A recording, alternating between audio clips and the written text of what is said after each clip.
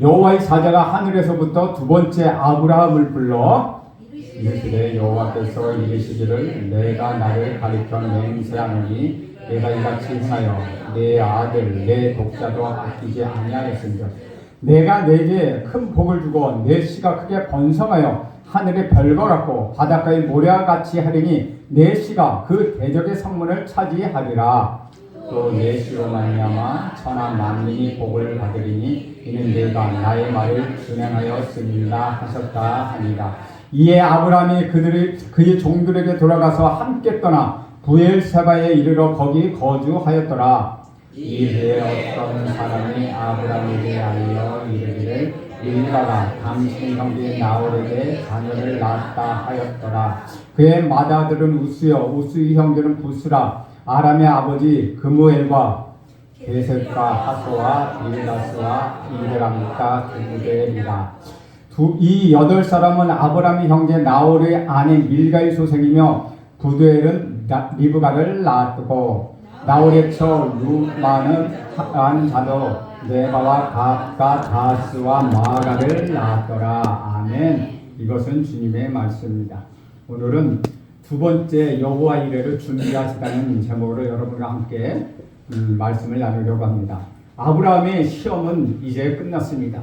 자신의 아들을 번제로 드리라는 하나님의 요구 앞에 아브라함은 주저하지 않고 믿음으로 순종하여 아들을 바쳤습니다. 그래서 하나님이 원하시는 믿음의 테스트가 끝났습니다. 아브라함의 순종은 하나님이 원하시는 기준의 믿음이었습니다. 순종보다 더 확실하고 믿음 없고 순종보다 더 큰 믿음은 없다는 것입니다. 축복은 순종했을 때 주어진다는 것이죠. 시험을 통과해야 진급할 수 있고 시험에 합격해야 대학에 들어갈 수 있습니다. 시험을 치르는 일, 그러나 쉬운 일이 아닙니다.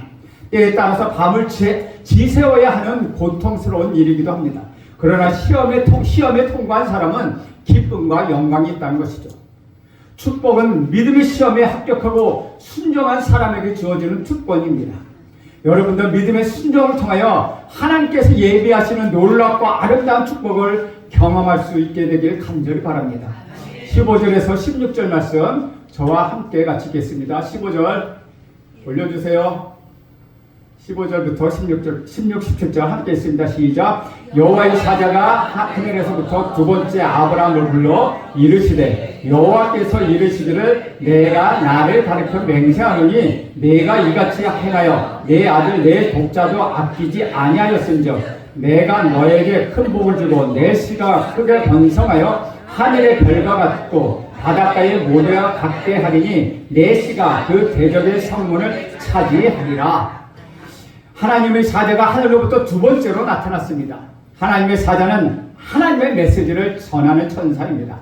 아브라함이 이삭을 죽이기 위하여 칼을 내리치는 그 순간에 하나님의 첨사는 아브라함아 아브라함아 그 아이에게 손을 대지 말라. 그에게 아무 일도 하지 말라. 내가 내 아들 내 독자도 아끼지 아니하였은즉 내가 이제야 네가 하나님을 경외한 줄 아노라 라는 메시지를 전했습니다. 이것이 처음 여호와의 사자가 나타났을 때였다는 것이죠. 하나님의 관심은 이삭을 죽이는 것에 있지 않았습니다. 아브라함의 믿음 정도를 알아보는데 하나님의 관심이 있었다는 것이죠. 하나님은 여러분의 지갑 속에 있는 돈 관심이 있는 것이 아닙니다. 여러분 자신들에게 우리 하나님은 관심이 있습니다. 여러분의 믿음을 달아보고자 하시는 것입니다. 너는 나를 사랑하기 때문에 너 자신을 포기할 수 있느냐? 내 자식이라도 포기할 수 있느냐? 라고 지금 질문하고 계시는 것이죠. 그리고 하나님 이렇게 말씀하십니다. 내가 내 믿음을 보았다. 내가 내 믿음을 보았으므로 어린 양을 준비했노라. 그 어린 양이 바로 우리 구주 예수 그리스도이십니다. 두 번째로 15절에 보면 여호와의 사자가 두 번째 아브라함을 불렀다고 되어 있습니다. 이 사자가 나타난 이유는 무엇입니까? 바로 축복을 주기 위해서라는 것이죠. 하나님에게 순종하는 자에게는 복을 주신다는 것입니다. 약속을 신뢰하는 자에게는 우리 하나님은 은혜를 베풀어 주신다는 것이죠.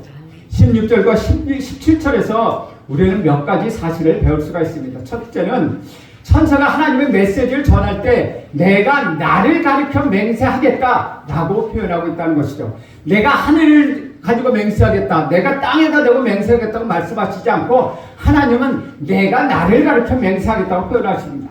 하나님은 반드시 그 약속을 지키시는 분이십니다. 하나님은 그 말씀하신 바를 바꾸시지는 않는다는 것이죠. 사람의 특징은 배신입니다. 사람은 자신이 한 말을 잘 지키지 못합니다. 왜냐하면 인간은 한계가 있고 유한한 존재이기 때문입니다. 우리 인간은 잘 지키고 싶어 하지만은 불완전한 존재요, 죄인이기 때문에 약속을 끝까지 지키기가 어렵다는 것입니다. 그러나 우리 하나님은 자신이 하신 약속 반드시 지키신다는 것입니다. 왜냐하면 그분은 하나님이시기 때문입니다. 이 세상에서 하나님보다 더 귀하고 하나님보다 더 높으시고 하나님보다 더 지존하신 분이 없기 때문에 하나님은 당신 자신을 보증하여서 내가 보증해야겠다라고 말씀하시는 것이죠. 하나님이 자기가 한 말을 자신이 보증하겠다고 말씀하십니다. 하나님의 약속을 여러분 믿으시기 바랍니다. 하나님의 약속은 몇천 년이 지나도 반드시 이루어진다는 것입니다. 하나님은 당신 자신의 이름을 걸고 맹세했기 때문이라는 것이죠. 하나님보다 더 위대한 이름은 없습니다. 하나님보다 더 능력 있는 사람은 없습니다. 하나님보다 더 존귀한 자는 없기 때문에 우리 하나님은 당신 자신의 이름을 걸고 약속하시는 것입니다.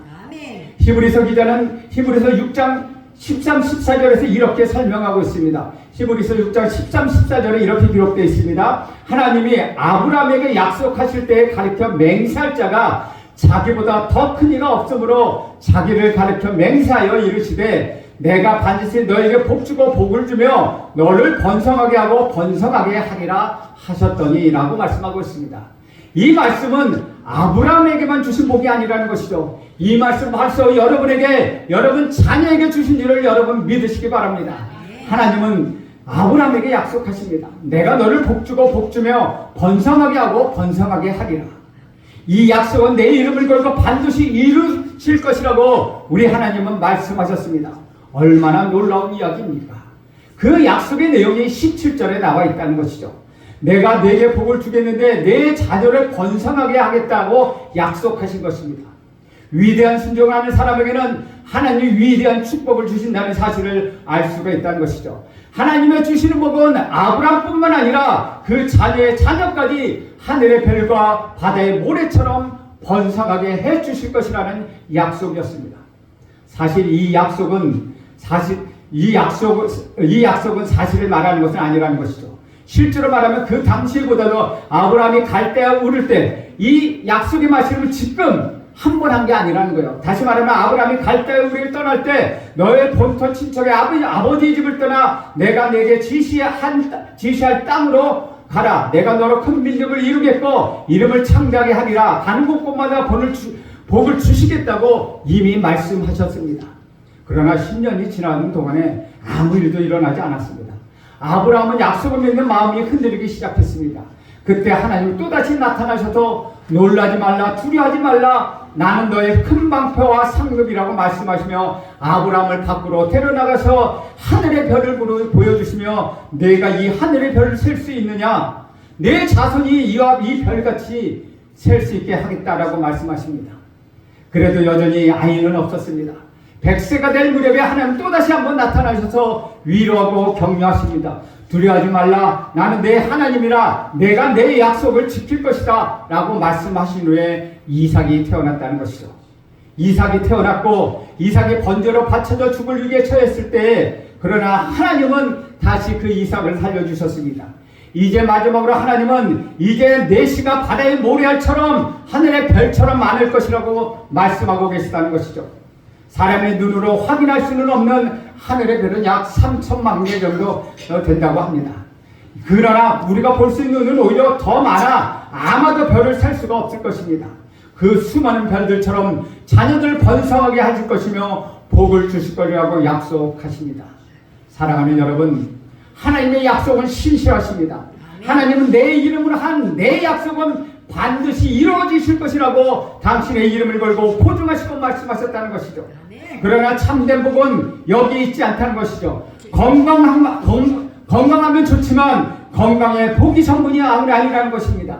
부자가 되면 좋습니다. 가난한 것도 좋지만 부자가 되는 것이 복의 전부는 아니라는 것이죠. 높은 자리에 올라가면 그러면 좋지만 그것이 복의 전부는 아니라는 것입니다. 진정한 복은 돈을 많이 벌고 성공하고 자녀가 잘 되는 것에 있지 않다는 것이죠. 아브라함은 약속의 자녀를 얻었습니다. 그 자녀는 엄청나게 번성하게 될 것입니다. 그 자녀는 가운데 먼 훗날 메시아가 태어날 것입니다. 복음 물질적인 것이 아니라 바로 우리 구주 예수 그리스도, 그 우리 구주 예수 그리스도가 우리의 복이 된다는 것입니다. 예수 그리스도를 믿는 것과 전하는 것이 참된 축복이라는 것이죠. 메시 가운데 인류를 구원한 메시아가 태어날 것이기 때문에 아브라함은 믿음의 조상이 되었다고 말씀하시는 것입니다. 창세기 3장 15절에 보면 오늘 아침에도 말씀하셨듯이 최초의 메시아에 대한 예언이 나옵니다. 내가 너로 여자와 원수가 되게 하고 내 후손도 여자의 후손과 원수가 되게 하리니 여자의 후손 내 머리를 상하게 할 것이요 너는 그의 발꿈치를 상하게 할 것입니다. 메시아가 오면 그 원수의 머리를 상하게 할 것이라고 말씀하십니다. 메시아가 오면 대적의 대문을 얻게 될 것이라고 말합니다. 메시아가 오면 모든 저주가 끊어질 것이라고 말합니다. 부자가 되는 것도 건강한 것도 성공한 것도 축복이지만 영광의 왕인 우리 구주 예수 그리스도가 메시아를 만나게 되는 것, 그것이 진정한 축복이라는 것입니다. 그 씨가 대적의 문을 얻게 될 것이라고 말씀하십니다. 메시아를 기다리고 만나며 누리는 축복을 여러분은 함께하길 간절히 바랍니다. 여러분, 예수를 믿는 것이 축복입니다. 우리 자녀들이 예수를 믿게 될 것이고 우리 민족이 예수를 믿게 될 것이고 그분의 대적의 문을 얻게 될 것이며 아브라함에게 주시는 축복이 바로 이것이라는 것이죠. 우리 18절 말씀 함께 읽겠습니다. 시작. 또 내 씨로 말미암아 천하 만민이 복을 받으리니 이는 내가 나의 말을 준행하였음이라 하셨다 하니라. 내 자녀로 말미암아 온 천하 만민이 복을 받게 될 것이라고 말씀하셨습니다. 그렇습니다. 우리는 아브라함의 자녀입니다. 왜냐하면 저와 여러분은 메시아이신 우리 구주 예수 그리스도를 믿는 사람들이기 때문입니다. 그 약속의 줄기를 가지고 있는 사람들이기 때문에 우리는 복을 받은 사람입니다. 우리가 가는 곳곳마다 복이 역사하실 줄로 믿습니다. 그래서 저는 내가 만나는 사람 모두 복을 받을지어다 라는 영적 자부심을 갖고 있습니다. 여러분이 만나는 사람이 모두 복을 받게 되길 간절히 원합니다. 그것은 여러분이 똑똑하고 잘나서가 아니라 여러분 안에 예수 그리스도가 살아계시기 때문입니다. 여러분 안에 성령 하나님이 함께 계시기 때문입니다. 그래서 여러분은 축복을 나눠주는 사람이요 기쁨을 나눠주는 사람이 되는 것입니다. 절망을 소망으로 바꾸는 사람이기 때문입니다. 이것이 여러분에게 주어지는 축복이라는 것입니다. 예수님이 가는 곳곳마다 개개인은 바뀌게 되어 있습니다. 역사가 바뀌고 민족이 바뀌고 가정이 바뀌고 자녀가 바뀌었습니다. 왜냐하면 이것이 메시아가 온 인류를 위한 하나님의 복이기 때문이라는 것이죠. 19절 말씀 함께 읽겠습니다. 시작. 이에 아브라함이 그의 종들에게로 돌아가서 함께 떠나 브엘세바에 이르러 거기 거주하였더라. 아브라함은 종들에게로 돌아왔습니다. 그리고 아비멜렉에서 구입했던 그 우물가로 돌아옵니다. 아브라함은 이삭과 함께 하나님이 지시한 모리아산 한 곳으로 갔었습니다. 아브라함은 종에게 내가 이 아이와 함께 경배하고 너희에게 돌아오리라고 말했습니다. 이 말의 논리에 맞지 않는 말입니다. 왜냐하면 이삭을 죽이러 가는 길인데 그 이삭을 다시 데리고 돌아온다고 말했기 때문입니다. 우리가 여기서 발견하는 것은 믿음을 가지면 부활신앙도 가지게 된다는 것입니다. 이삭을 죽이러 갔지만은 이삭은 다시 산다는 것입니다. 하나님의 믿음을 가진 사람은 죽어도 다시 산다는 부활신앙을 갖게 된다는 것입니다. 나는 망하지 않는다. 이것이 끝이 아니다라는 생각이 드는 것이죠. 저는 여러분 마음속에 이런 생각들이 가득 차기를 축원드립니다. 그렇기 때문에 여러분은 슬퍼도 웃을 수 있다는 것입니다. 절망 가운데서도 소망을 갖게 되는 것입니다. 그러므로 그리스도인의 마음은 누구도 절망하게 할 수 없다는 것이죠. 누구도 포기하게 할 수 없다는 것입니다. 19절에 보면 아브라함은 다시 돌아왔습니다. 20절 말씀 함께 읽겠습니다. 시작. 일 후에 어떤 사람이 아브라함에게 알려 이르기를 밀가가 당신의 형제 나홀에게 자녀를 낳았다 하였다. 그런데 그 위에 뜬구름없이 아브라함의 형제 나홀의 이야기가 난다는 것이죠. 그 위에 깊은 소식이 들려왔습니다. 그것은 오래전에 헤어졌던 둘째 동생이 아이를 낳았다는 것입니다. 나홀은 아브라함의 동생입니다. 아브라함의 아버지 데라에게는 세 아들이 있었습니다. 아브라함과 나홀과 하란이었습니다. 갈대아 우리아서 셋째 아들 하란은 일찍 죽었다는 것이죠. 그 하란의 아들이 롯입니다. 그래서 아브라함이 셋째 동생의 아들 롯을 데리고 믿음의 여행을 떠났습니다. 둘째 동생 간에 헤어졌습니다. 그런데 둘째 동생이 밀가라는 여인과 결혼하여 아이를 낳았다는 소식을 들었던 것입니다. 그 밀가는 바로 셋째 동생인 하란의 딸이었다는 것이죠. 그때 당시에는 근친 결혼을 하였을 때입니다. 밀가가 아이를 낳았는데 그 아이를 8명을 낳았다고 말하고 있습니다. 21절, 22절 함께 읽겠습니다. 시작. 그의 맏아들 우스요, 우스의 형제는 부스라, 아람의 아버지는 그무엘과 게셋과 하소와 빌다스와 이둘람과 부두엘이라. 나홀이 밀가와 결혼하여 아들 8을 낳았다는 게 그것이 무슨 의미가 있습니까? 지금 보면 그렇게 읽기도 복잡한 이름들이 성경에 뭐로 기록되어 있습니다. 그 이유는 무엇입니까? 그 이유가 23절에 나와 있습니다. 23절 말씀 함께 읽겠습니다. 시작. 이 8사람은 아브라함의 형제 나홀의 아내 밀가의 소생이며 부두엘은 리브가를 낳았고, 그 이유는 8명 중에 성경에 관심 있는 사람이 있다는 것이죠. 그 사람들이 바로 8번째 아들 부두엘이라는 것입니다. 부두엘에 관심이 있다가 보면은 바로 그의 딸인 리브가에 관심이 있다는 것이죠. 그것은 리브가가 바로 이삭의 아내이기 때문이라는 것이죠. 이것이 하나님의 계획이라는 것입니다. 하나님은 여러분에게 관심이 있습니다. 만약에 여러분이 예수를 믿고 하나님의 말씀을 전하는 선교사와 같은 삶을 산다면 하나님은 여러분에게 특별한 관심을 갖게 될 것입니다. 왜냐하면 그는 축복을 전달하는 사람들이기 때문입니다. 이삭은 복을 전하는 사람이었습니다. 이삭은 혼자 복을 전달할 수가 없었습니다. 그래서 이삭에게는 아내가 있어야 했습니다. 그래서 그 아내가 아주 중요하다는 것이죠. 그 아내와 이삭과 동일한 축복을 전달하는 자이기 때문입니다. 그래서 리브가가 태어나게 될 동기를 성경에서는 자세히 추적하고 있다는 것이죠. 이 말씀에 우리는 하나님의 놀라운 복의 계획과 섭리를 발견하게 됩니다. 조금 더 재미있는 사실은 이삭은 기적적으로 출생한 아들이었습니다. 이삭은 정상적인 출생 방법으로 태어났다면 태어날 수 없는 사람이었습니다.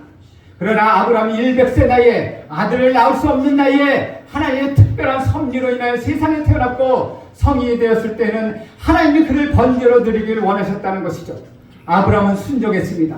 이삭을 죽이기로 결정했습니다. 그러나 그를 칼로 내리치려는 그 순간에 하나님의 천사가 나타나 그를 죽이지 말라고 합니다. 이렇게 보면 이삭의 생존은 하나님의 특별한 관심과 하나님의 기적이 있었다는 것이죠. 태어날 때부터 지금까지 계속해서 복의 자녀를 낳도록 하였다는 것입니다. 그런데 리브가는 어떻습니까? 그런 나홀의 막내 아들 부두엘의 딸이었습니다. 이런 일은 보통 평범하게 있는 일입니다. 누구나 결혼하면 아이를 낳고 그 아이가 결혼하면 또 아이를 낳습니다. 극히 자연적인 출생입니다.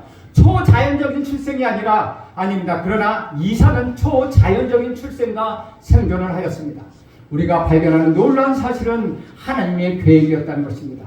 하나님의 계획은 초자연적인 삶을 통해서도 이루어지며 일상적이고 아주 평범하고 자연적인 삶을 통해서도 이루어진다는 사실을 우리는 발견할 수 있다는 것이죠. 이러한 일들은 우리 구주 예수 그리스도에게서도 발견할 수 있습니다. 우리 구주 예수 그리스도의 출생은 어떻습니까? 초자연적인 탄생이었습니다. 동정녀 마리아에게 출생했기 때문입니다. 마리아는 남자를 알지 못했습니다. 남자를 알지 못하고 아이를 잉태할 수는 없습니다. 그러나 예수님의 삶 전체는 인간과 동일한 모습을 가지고 말구에 태어나셨습니다. 예수님은 안진병이를 일으키고 맹인을 보게 하시고 죽은 자를 살리시는 초자연적인 기적을 일으키셨지만은 그분의 삶의 대부분은 매우 평범하고 자연적인 것이었다는 것이죠. 그분은 제자들의 발을 씻겨주셨고 청녀와 죄인과 세리를 만나주셨습니다. 배가 고플 때와 목마를 때가 있었고 피곤할 때도 있었고 십자가에 못 박혀서 우리와 동일하게 고통을 경험하셨습니다. 우리와 동일하게 외로워하셨습니다. 우리는 예수님에게서 두 가지 모습을 발견합니다. 지적적이고 초자연적인 모습과 이 극히 인간적이며 아주 평범하고 자연적인 모습이라는 것입니다. 하나님과 하나님의 계획과 섭리는 이 두 가지 방법을 모두 포함하고 있다는 것입니다. 예수님을 믿고 구원을 받았다고 해서 항상 우리에게 기적만 나타나지 않습니다. 이러한 역사는 우리 개개인에게 동일하게 나타나는 것이죠. 우리가 예수님을 영접했을 때 초자연적인 일을 경험할 때가 있습니다. 이성적으로는 해결할 수 없고 경험적으로 동의할 수도 없고 설명할 수 없는 영적인 은혜를 발견하게 된다는 것입니다. 그러나 그러한 기적은 계속되지 않다는 것이죠.